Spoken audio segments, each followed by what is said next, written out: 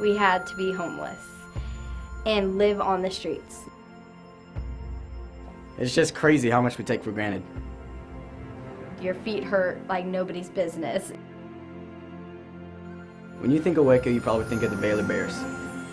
But if you just go down the street in like some neighborhoods, some sketchy part of town, you see a lot of homeless people. For 2 hours for working, we got a cracker and peanuts, and that was our lunch. Yum. I probably took about 6 bites eating that cracker, and it was the best cracker I ever had. Whenever I thought of homeless people before this experience, I thought of people just beating the system and druggies, and they just didn't want to get a job. It's just like an ongoing thing. It's all pure survival. We went down to Waco to simulate being homeless for a couple days. We get there and Jeff actually challenges us to go mingle with all the different homeless people because they just really want to talk. Hi, I'm Trish, and we just came back from an apartment complex where we were able to go and visit with little kids and bring them out to play. Probably one of the most humbling things is that you go to people's doors and ask them to play with their kids, and they freely let them come out to you. And the kids are so excited, and they are seeking that attention that they may be lacking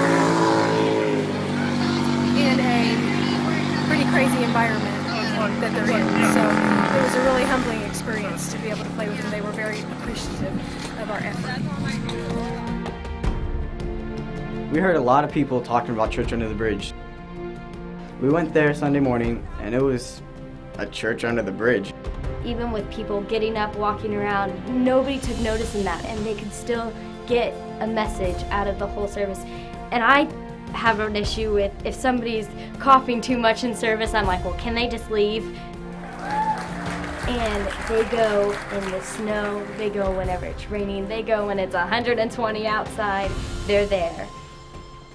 Church Under the Bridge, they took up an offering, and there was a small little box, and everybody knew what it was. And you look down the line, and homeless people are just giving $1 or $2, and you're just like, wow, that's everything I ever found that whole weekend. And you're just working for that, and it's just like, they gave all that. That's amazing. And you're just like, why are you giving money? You have nothing. God is really asking us to give everything. Yes, God is asking us to give everything. I learned not just poverty in the United States, but poverty around the world. And it's just eye-opening of how what we take for granted, or what I take for granted even, of just normal day stuff. I learned from this whole experience, I take a lot for granted. Like, I can go to the video game store, pay $50 for a game, and that's 1 to 2 weeks for one homeless person, like all the money they have for that week. And so I just learned that I don't need to spend that kind of money. I need to just help God's people more.